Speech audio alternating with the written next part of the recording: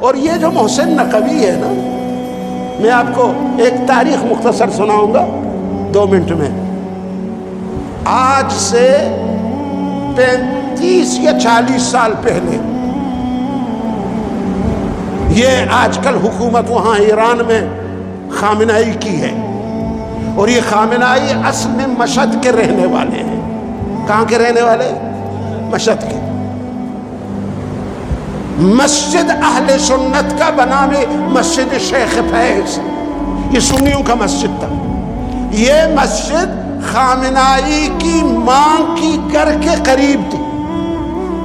میں ایک تاریخ سنا رہا ہوں، 35-40 سال پہلے کی بات ہے. مسجد شیخ فیض جو 100 سال پہلے ان کی یعنی رافضیوں کی حکومت آنے سے پہلے بنی ہوئی مسجد تھی، اہل سنت کا مرکز تھا وہاں مشہد میں.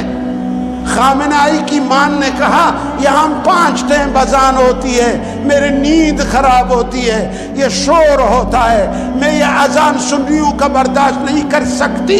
اس جہنمی نے یہ کہا، اللہ اس کو خامنائی کو دونوں کو غارت کرے. بولو. اس نے کہا امی کوئی مشکل نہیں ہے، ہم تو اس کو راتوں راتوں مٹائیں گے. اس وقت میں خود ایران میں تھا، میں خود چلا گیا اس سرزمین پہ رو رو کے. اللہ کی قسم انہوں نے کیا کیا، عشاء کے بعد پورے علاقے کو کرفیو لگا کر، دفعہ 144 لگا کے چاروں طرف روڈ کو بند کر دیا. ایک ہی رات میں 100 سال پرانی مسجد شیخ فیض کو خامنائی کی ماں کی آرڈر پر خامنائی نے وہ مسجد مٹا دیا. اہل سنت کا مسجد تھا، اور اسی رات کو انہوں نے بڑے بڑے ہم نے یہ درخت دیکھے جو اسلام آباد کے مدنی مسجد پہ لگائے، یہ چھوٹے درخت تھے، لیکن وہ درخت جو انہوں نے وہاں لگائے تھے ایک ہی رات میں وہ بہت بڑے درخت تھے. ایک ہی رات میں مسجد کو مٹا کے ان شیعہ رافضیوں نے، خامنائی اور اس کی ماں نے وہاں پہ مسجد شیخ کو مٹا کر کے بڑے درختیں لگا دی. صبح مؤذن جب آتا ہے نہ مسجد ہے نہ نشان ہے. چند مہینے تک اس مسجد شیخ فیض سے 5 وقت اذانوں کی آواز بلند ہوتی تھی وہاں مسجد میں. سب مل کے بولو اللہ کی عظمت. تو خامنائی کی ماں کہتی تھی ارے تم نے تو مسجد مٹا دیا، یہ اذان کہاں سے آ رہے ہیں؟ کہتے ہیں جی ہم اس اذان کو ہم نے بہت تلاش کیا، یہ زمین کے نیچے سے آ رہا ہے، اس کو ہم روک نہیں سکتے. یہ تاریخ میں موجود ہے. اور یہ محسن، یہ بدبودار رافضی، یہ وہاں جا کے 3 مہینہ پہلے اس نے وہاں سے پورا ترتیب ان سے حاصل کر کے آیا، اور وہی کام جو وہاں مشہد میں مسجد شیخ فیض سے انہوں نے کیا تھا، یہی کام اس نے اسلام آباد میں مدنی مسجد کے ساتھ وہی معاملہ کر دیا. قوم جو سیاسی پارٹی ہمارے مسجدوں کو ہمارے پاکستان کے سرزمین پر برداشت نہیں کرتے، یا اللہ ہم غریب عوام ایسے ظالموں کی حکمی تیرے زمین پر برداشت نہیں کرتے. او کرنل افسروں جو تم وہاں رہ رہے ہو، ہاں تم بھی اللہ کے گھر کے حق میں غدار نکلے.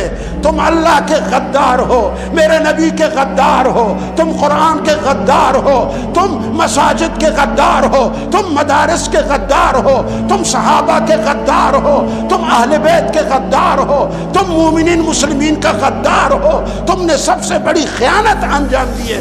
اور اب آج سے گرنا شروع کر دو.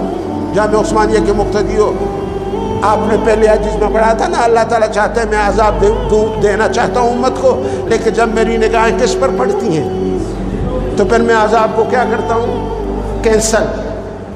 اب دیکھیں اللہ تعالیٰ اگر یہ توبہ نہ کرے گنجا رنجا، اگر توبہ نہ کرے یہ محسن نچھوی، یہ جو ناچنے والے لوگ ہیں نا، اگر یہ توبہ نہ کریں، معافی نہ مانگیں، قوم کے سامنے یہ ہاتھ نہ جوڑیں اور اللہ کے گھر کو اس سے بھی بہتر نہ بنائے نا، تو پھر دیکھ لینا کہ اللہ پوری قوم کو عذاب میں مبتلا کرے گا.